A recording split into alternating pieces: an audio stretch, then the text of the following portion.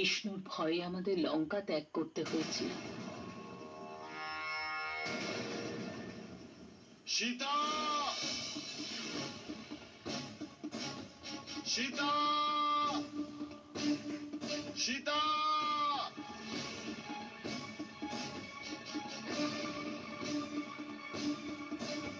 সীতা,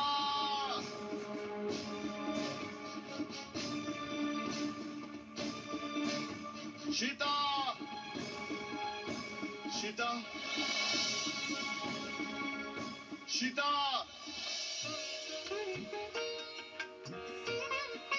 সীতা,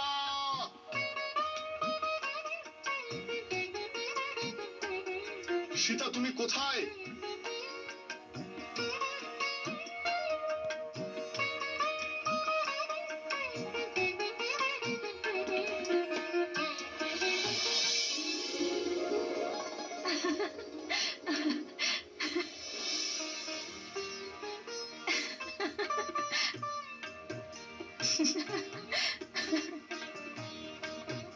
তুমি আমাকে উত্তর দিচ্ছিলে না কেন?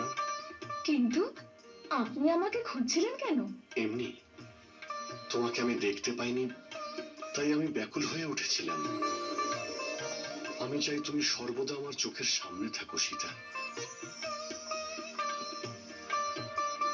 তুমি যখন সামনে থাকো না, তখন আমার চোখ তোমায় খুঁজে বেড়ায় সীতা। আর যখন তোমায় দেখতে পায় না, তখন সে ব্যাকুল হয়ে ওঠে। তুমি আমার আত্মা সীতা, আমার প্রাণ তুমি, আমার জীবন তুমি। আচ্ছা, যদি তাই হয় তাহলে আপনি আমাকে অযোধ্যায় ছেড়ে বনবাসে একা কেন আসতে চেয়েছিলেন? কারণ আমি জানতাম তুমি আমার সঙ্গে আসবে। আমার শরীর যদি বনে থাকে, তাহলে আমার প্রাণ অযোধ্যায় কি করে থাকতে পারে? সীতারাম আলাদা আলাদা নয় সীতা, দুজনে একই। সেই জন্য আমাকে সীতারামও বলা হয়। এটা তুমিও জানো আর আমিও জানি।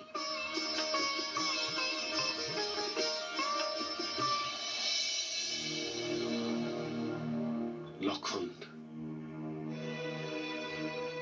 আমি জানি যে এই কার্য কঠিন, পথ খুবই দুর্গম। কিন্তু তোমার আশীর্বাদ বানরদের সঙ্গে তো আছে। লক্ষণ, সীতার খোঁজে বানরদের বন, উপবন, নগর, উপনগর, পাহাড়, গ্রাম, গুহা, সর্বস্থানে ওদের যেতে হবে। এই কার্য সহজ নয়। এই কার্যে বানরদের তাদের আত্মবিশ্বাস, নির্ভয়তা আর শক্তির সঙ্গে সঙ্গে তাদের বুদ্ধিরও প্রয়োগ করতে হবে।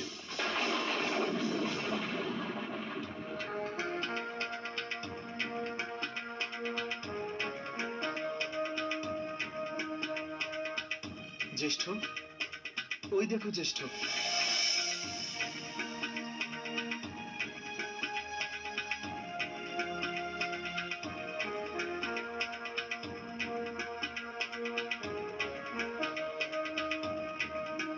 এ সেই দল জ্যেষ্ঠ, যারা বৌদিকে খুঁজতে পূর্ব দিকে গেছিল।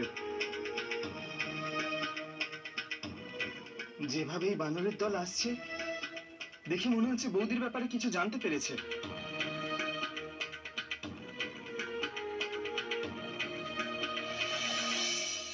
প্রণাম রঘুনন্দন। সীতা কোথায় মহারাজ সুগ্রীব? পাপী রাবণ সীতাকে কোথায় রেখেছে? কেমন আছে ও? প্রভু, সীতা মাতার ব্যাপারে আমরা কিচ্ছু জানতে পারিনি।